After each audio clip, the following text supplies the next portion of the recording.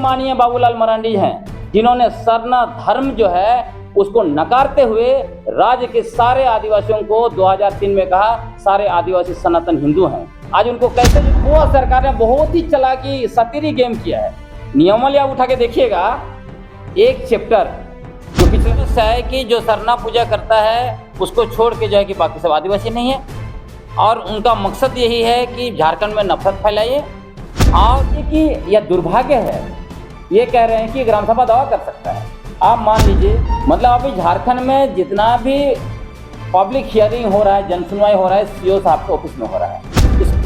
और इसी को लेकर पंचायत राज विभाग के अधिकारी उछल कूद करते रहे कि हार गए ये लोग, पैसा जेपीआर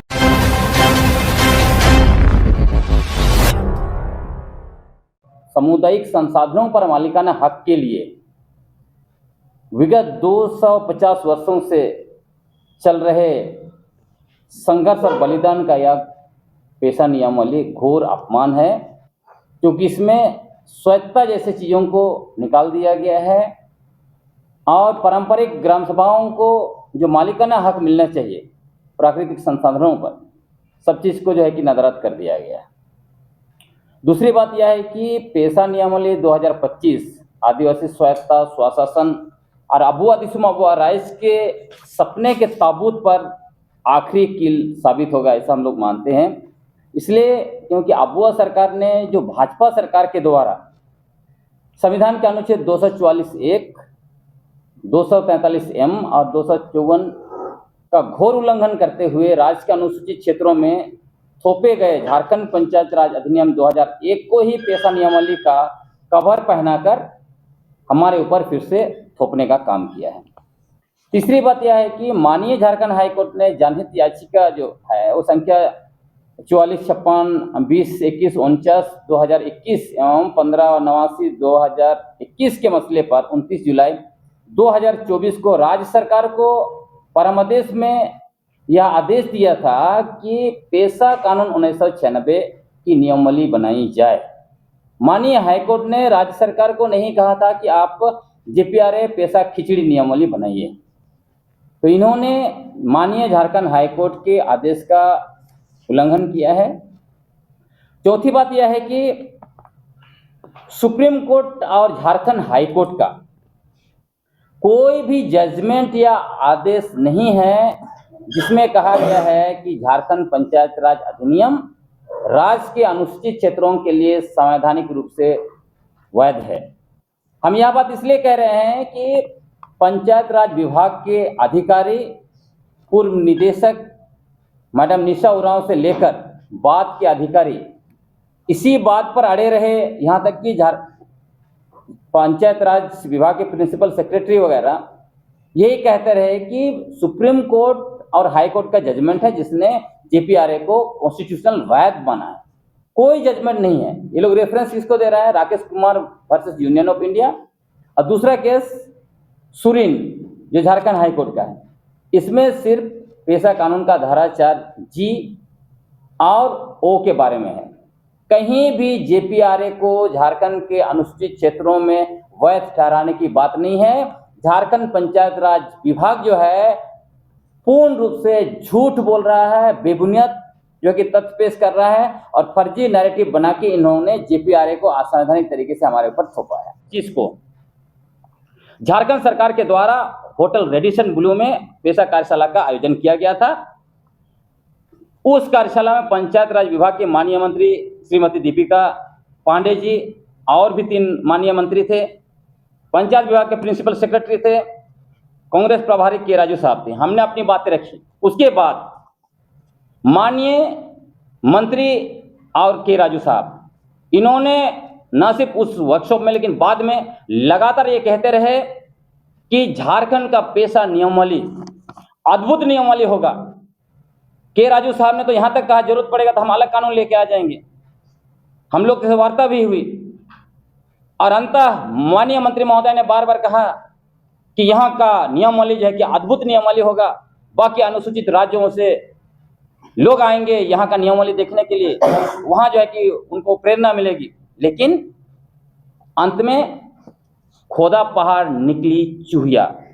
इसलिए हम लोग मानते हैं कि कांग्रेस पार्टी ने झारखंड के आदिवासियों को पेशा नियमावली बनाने के मामले में धोखा दिया है। क्योंकि कांग्रेस पार्टी के पास पंचायत विभाग है, इसलिए हम इनको जिम्मेवार मानते हैं। कांग्रेस पार्टी को जवाब देना पड़ेगा कि आपने झारखंड के आदिवासियों के साथ क्यों धोखाधड़ी किया है।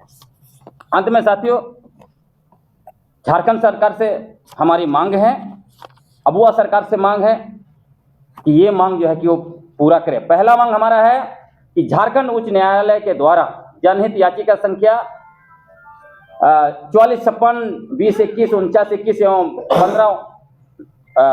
15/89/2021 के मामले में 29 जुलाई 2024 को राज्य सरकार को दिए गए परामर्श के आलोक में पेशा कानून 1996 के सभी 23 प्रावधानों के अनुरूप पेशा नियमावली बनाया जाए, या फिर जो नियमावली बनाया गया है उसमें समाहित करके जल्द से जल्द अनुसूचित क्षेत्रों में लागू किया जाए। आप असंवैधानिक तरीके से काम जारी नहीं कर सकते हैं। दूसरा मांग हमारा है कि अनुसूचित क्षेत्रों में नगर पालिका एवं नगर निगम की वैधता के मसले पर 5 जनवरी 2026 को राजस्थान उच्च न्यायालय के द्वारा सिविल रिट पिटीशन 31/18/2025 के पैरा 16 में दिए गए आदेश के आलोक में झारखंड सरकार रांची और जमशेदपुर सहित राज्य के अनुसूचित क्षेत्रों में स्थित छोटे बड़े शहरों, टाउन, सभी जगह पर ब्रिटिश हुकूमत के समय बनाए गए विलेज नोट के आधार पर ग्राम सभाओं का गठन फिर से करें। गांव के जो पुराने नाम हैं उसको रिस्टोर करें, क्योंकि आप लोग देश में देख ही रहे हैं, जब इलाहाबाद को प्रयागराज किया जाता है तो हमारा आदिवासी गांव, हमारा पुरखा गांव का नाम क्यों वापस नहीं होना चाहिए। और हत्तू मुंडा पहनों के अधिकार को पुनः बहाल किया जाए। और जितने भी इन शहरों में, रांची हो, जमशेदपुर हो, ऐसे शहरों में गैर कानूनी तरीके से हस्तांतरित गैर आदिवासियों को हस्तांतरित जमीन को वापस करने का ग्राम सभा द्वारा कार्रवाई शुरू किया जाए। इसलिए कि ये जो हाईकोर्ट जो है उसने स्पष्ट कहा है कि नगर पालिका अनुसूचित क्षेत्र में वैध है, लेकिन पेशा कानून वहां लागू रहेगा और पेशा कानून का उपयोग करते हुए आदिवासी लोग अपना जमीन का संरक्षण करेंगे, रिस्टोर करेंगे। और इसमें मैं आपको उदाहरण दे देता हूं, जैसे रांची के पूर्वी क्षेत्र में मुंडा और भूमिज आदिवासियों के गांव और जमीन पर बड़े पैमाने पर कुर्मी जातियों का कब्जा है। रांची मध्य और रांची के पश्चिम क्षेत्र में मुंडाओं के गांव पर बड़े पैमाने पर देखिएगा उरांव और मुस्लिम समुदायों का कब्जा है। उसी तरह कोल्हान में आप चले लीजिए, कोल्हान में सैकड़ों ऐसे गांव मिलेंगे जहां पर कुर्मी और जो दूसरे गैर आदिवासी हाथू मुंडा बने हुए हैं। अगर सिमडेगा तरफ चले जाएंगे तो वहां भी सब मिलेगा आपको, खड़िया की जमीन और गांव पर दूसरे लोग आधिपत्य जमाए हुए हैं। इसलिए हमारा बहुत स्पष्ट मत है, जिनका गांव था विलेज नोट के आधार पर, जिन हाथू मुंडाओं ने, जिन लोगों ने गांव बसाया है, उनको जो है कि हक दिया जाना चाहिए। यही जो है कि पेशा कानून की मूल भावना है। यदि कुर्मियों ने गांव बसाया, कुर्मियों को मिले, उरांव ने गांव बसाया, उरांव को मिले, मुंडा ने गांव बसाया, मुंडा को मिले। अगर खड़िया ने गांव बसाया है, खड़िया को मिले। अगर हो ने गांव बसाया है, वो हो को मिले, वहां का हाथू मुंडा वही होगा। और एक बात बार बार कही जा रही है भाजपा के द्वारा भी और मैडम निशा उरांव के द्वारा भी, कि हाथू मुंडा जो है, ग्राम प्रधान जो है, वो कन्वर्टेड ईसाई लोग नहीं बन सकता बोलता है, क्योंकि वो पूजा नहीं कर सकते। वो झूठ फैला रहे हैं। हाथू मुंडा जो होते हैं उन्होंने गांव बसाया है और पूजा पाठ के लिए वो लोग पहान रखते हैं। इसलिए यहाँ कोई धर्म का बात ही नहीं है, यहाँ पर सिर्फ आदिवासी समुदाय का बात है। इसको रिस्टोर किया जाए, ये हमारा मांग है। तीसरा मांग है, पेशा कानून 1996 के आलोक में राज्य के अनुसूचित क्षेत्रों में पारंपरिक ग्राम सभा एवं आदिवासियों के अधिकारों के संरक्षण हेतु सुप्रीम कोर्ट के द्वारा दिए गए Samatha judgement 1997, Niyamgiri judgement 2013, Wilkinson rule 1837, CNT act 1908, SPT act 1949, वन अधिकार कानून 2006 एवं राजस्थान उच्च न्यायालय की जो तत्कालीन आदेश जिसका मैंने जिक्र किया उसका सख्ती से लागू किया जाना चाहिए।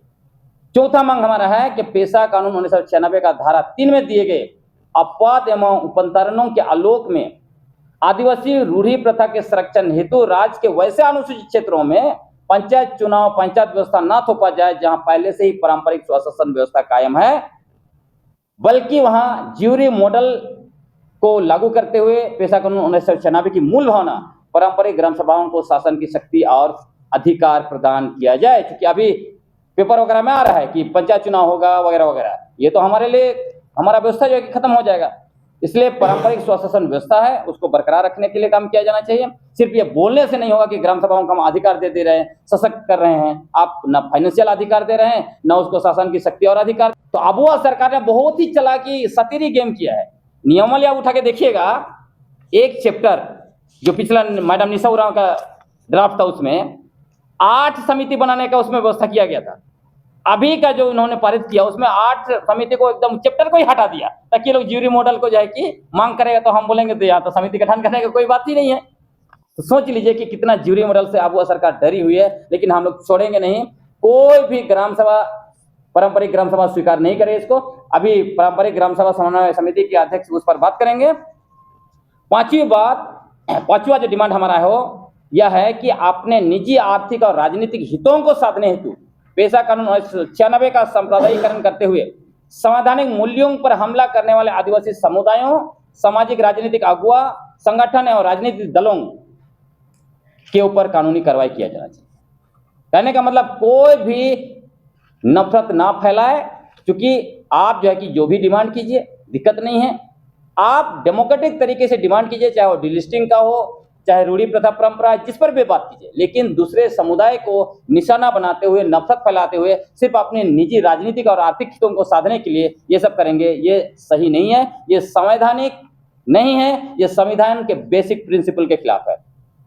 आखिरी डिमांड जो है, 6वां डिमांड, वो यह है कि 5 जनवरी 2026 को राजस्थान उच्च न्यायालय के द्वारा सिविल रिट पिटीशन 31/18/25 के आलोक में झारखंड के आदिवासियों की रूढ़ी प्रथा के संरक्षण हेतु महामहिम राज्यपाल संविधान के 5वीं अनुसूची के पैरा 5(1) में दिए गए संवैधानिक शक्ति का उपयोग करते हुए राज्य के अनुसूचित क्षेत्रों से JPRA 2001 और नगर पालिका 2011 जैसे सामान्य कानून को निरस्त करे। क्योंकि इस जजमेंट में, इस ऑर्डर में स्पष्ट राजस्थान हाईकोर्ट ने कहा है कि महामहिम राज्यपाल के पास पावर है, यदि वो 5वीं अनुसूची पैरा 1 के तहत वो कोई कानून बना सकते हैं, नोटिफिकेशन जारी करके कोई भी कानून संसद और विधानसभा का है उसको निरस्त कर सकते हैं। इसलिए हम उसे मांग करते हैं कि JPRA थोपने वाली जो नियमावली बनाई गई है उसको भी महामहिम राज्यपाल निरस्त करे।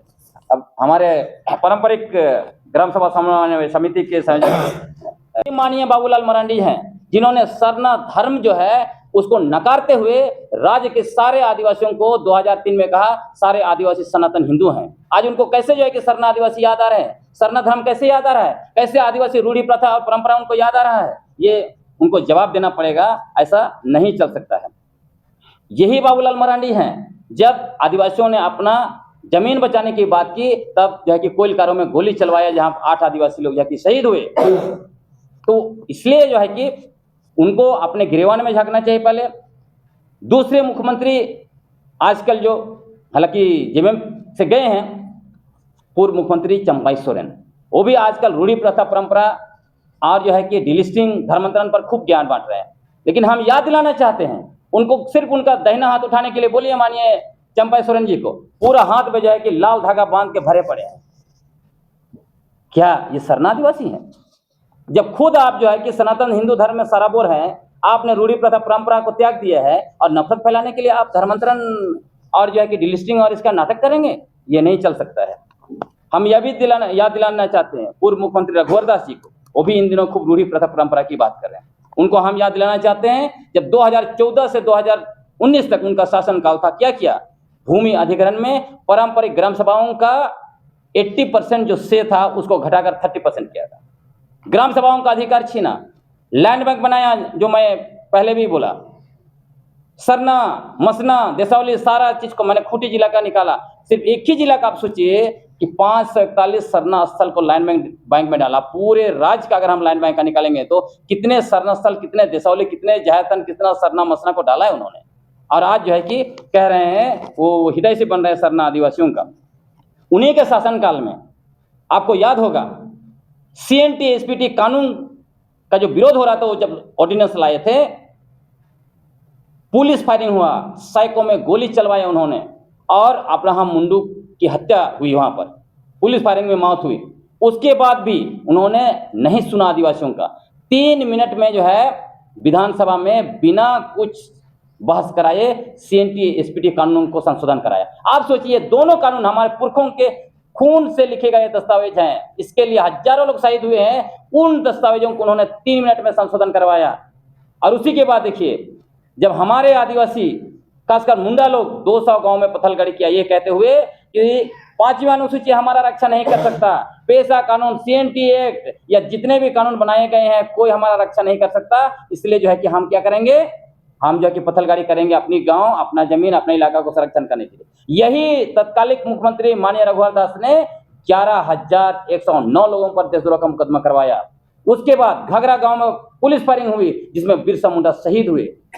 तो ये लोग हैं बीजेपी के बड़े बड़े नेता जो आज रूढ़ी प्रथा परंपरा के नाम पर सरना ईसाई करके नफरत फैलाना चाहते हैं ताकि 2029 में इनको सत्ता मिले। लेकिन असली बात यह है, ये आदिवासियों को वनवासी बनाने का काम किया, सरना को सनातन बनाने का काम किया और हमारी जमीन, इलाका और प्राकृतिक संसाधनों को पूंजीपतियों को सौंपने के लिए एक से एक नीति, नियम और कानून बनाए और बाहरी जनसंख्या को यहाँ भर दिया है इन लोगों ने, और बाहरी व्यापारी और पूंजीपतियों के लिए सब कुछ इन्होंने किया है। इसलिए इनको याद दिलाना चाहिए।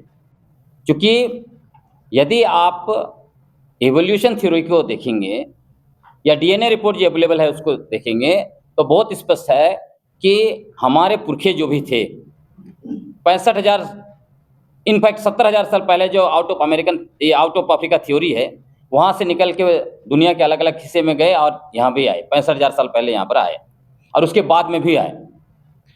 तो उन दिनों जो है कि ऐसे सरना पूजा जैसा कुछ चीज़ें नहीं थी।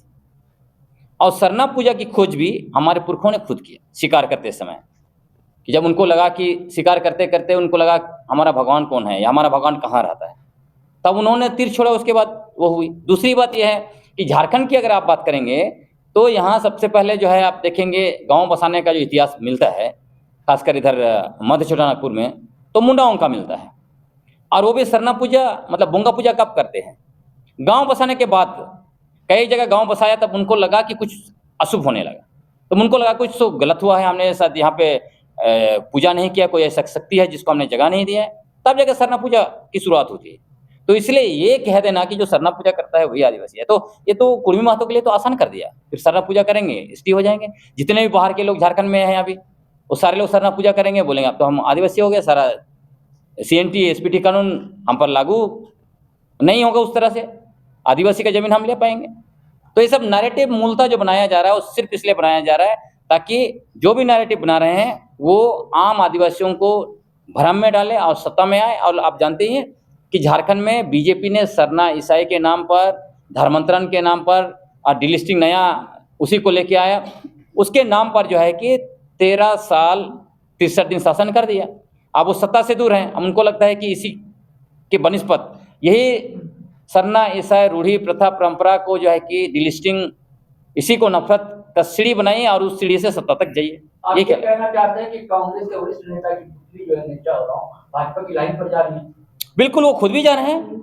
मैंने खुद भी पूछा, जब माननीय डॉक्टर रामेश्वर उरांव जी ने सवाल उठाया तब मैंने यह भी सवाल उठाया कि क्या माननीय डॉक्टर रामेश्वर उरांव यदि मंत्री पद में बरकरार रहते तो यही सवाल आज के समय में पूछते कि अपनी सरकार से, क्योंकि उनकी मंत्री पद चली गई है तो उनको अभिक्रांति दिखाई पड़ रहा है। तो हमें नया जो है कि सीख मिला है कि हमारे जो भी आदिवासी नेता जब तक विधायक रहते हैं, मंत्री रहते हैं, मुख्यमंत्री रहते हैं, वो समाज के नहीं रहते हैं। जैसे उनका पद चला जाता है वो समाज के हो जाते हैं। तो आप ये जितने भी लोग हैं समाज के नहीं हैं, इनको हम लोग हटाएंगे पद से ताकि ये लोग समाज के होंगे। तो ये तो नया ज्ञान हम लोग को डॉक्टर रामेश्वर उरांव जी से मिला है। आते हैं सुरेन केस में, जब माननीय झारखंड हाई कोर्ट ने स्पष्ट कहा कि JPRA 2001 में पेशा कानून 1996 के सारे प्रावधान समाहित किए गए हैं, तब आदिवासी बुद्धिजीवी मंच ने यह जानते हुए भी कि पेशा कानून के मूल प्रावधान इसमें समाहित नहीं किए गए हैं, उन्होंने सुप्रीम कोर्ट में इसे चुनौती नहीं दिया और दोबारा पेशा कानून का धारा 4 को ही लेकर उन्होंने कहा कि एक नया कानून बनाइए। जब कानून ऑलरेडी है उसमें नया कानून बनाने जाएंगे तो क्या होगा, सुप्रीम कोर्ट ने खारिज कर दिया। और इसी को लेकर पंचायत राज विभाग के अधिकारी उछल कूद करते रहे कि हार गए ये लोग, पेशा JPRA जो है कि अनुसूचित क्षेत्र के लिए कानूनी वैध है। तो इसलिए हम लोग जो है कि जिम्मेवार मानते हैं कि कहीं ना कहीं आदिवासी बुद्धिजीवी मंच ने जानबूझकर ऐसा किया या क्या किया, उसका जवाब वो लोग देंगे। लेकिन हम लोग उनको निश्चित तौर पर, यदि 25 वर्षों तक इस राज्य में पेशा कानून विधिवत रूप से लागू नहीं किया गया। पेशा कानून जो है उसको लागू करने के बजाय जेपीआरए थोपा गया और पारंपरिक ग्राम सभा जो अनुसूचित क्षेत्रों में लगभग 16,000 ग्राम सभा है उनके अधिकारों को छीना गया। अनुसूचित क्षेत्रों में बाहरी जनसंख्या भर गया। यहाँ की जमीन, इलाका और प्राकृतिक संसाधनों पर खनिज संसाधनों की लूट हुई है, तो इसमें निश्चित तौर पर आदिवासी बुद्धिजीवी मंच भी एक जिम्मेवार है। नौवीं बात हम कहना चाहते हैं कि इन दिनों आप देख रहे हैं कि झारखंड के प्रमुख विपक्षी पार्टी भाजपा पेशा नियमावली को लेकर पुरजोर तरीके से सांप्रदायिकरण करने की कोशिश कर रही है। इसलिए सच्चाई जानना चाहिए कि भाजपा सरकार ने, भाजपा के 3 पूर्व माननीय मुख्यमंत्रियों ने, माननीय बाबूलाल मरांडी, माननीय अर्जुन मुंडा और माननीय रघुवर दास जी, इन्होंने राज्य में 13 साल 63 दिनों तक शासन किया। इतने दिनों के अंदर उन्होंने पेशा नियमावली का एक ड्राफ्ट तक नहीं बनाया, और ड्राफ्ट बनाना तो दूर, झारखंड के प्रथम मुख्यमंत्री माननीय बाबूलाल मरांडी ने अनुसूचित क्षेत्रों में असंवैधानिक तरीके से झारखंड पंचायत राज अधिनियम को थोपा, औद्योगिक नीति 2001 थोपा। माननीय अर्जुन मुंडा ने झारखंड नगर पालिका अधिनियम इससे असंवैधानिक तरीके से थोपा। लैंड बैंक बनाया माननीय रघुवर दास ने, और यहाँ का 21 लाख एकड़ जमीन जो मूलतः अनुसूचित क्षेत्रों के 16,000 ग्राम सभाओं के अधिकार क्षेत्र है, उसको जो है कि असंवैधानिक तरीके से, गैर कानूनी तरीके से लैंड बैंक में डाला। इसके अलावे सरना, मसना, जहरथान, दसौली, हजारों की संख्या में उसको लैंड बैंक में डाल के पूंजीपतियों के लिए सौंप दिया। आप सुन रहे होंगे इन दिनों झारखंड के प्रथम मुख्यमंत्री माननीय बाबूलाल मरांडी जी आदिवासी रूढ़ी प्रथा परंपरा पर खूब संरक्षण की बात कर रहे हैं, नफरत फैला रहे हैं। यहाँ तक कह रहे हैं कि जो ईसाई बन गया वो तो आदिवासी नहीं रहा। हम उनको याद दिलाना चाहते हैं, इन्होंने पेशा कानून 1996 का धारा 4 का घोर उल्लंघन करते हुए जेपीआरए 2001 थोपा। ये जो पेशा कानून का धारा 4 का क्या बोलता है कि राज्य सरकार कोई भी कानून बनाएगी तो वहां के रूढ़ी प्रथा परंपरा के अनुरूप बनाएगी। क्यों बाबूलाल मरांडी जी ने रूढ़ी प्रथा परंपरा के अनुरूप नहीं बनाया, और रूढ़ी प्रथा परंपरा और पारंपरिक ग्राम सभाओं को अधिकार छीनने वाला जो है कि जेपीआरए थोप दिए, और आज जो है कि राज्य में नफरत फैला रहे हैं, वो बकवास कर रहे हैं, ये नहीं चल सकता।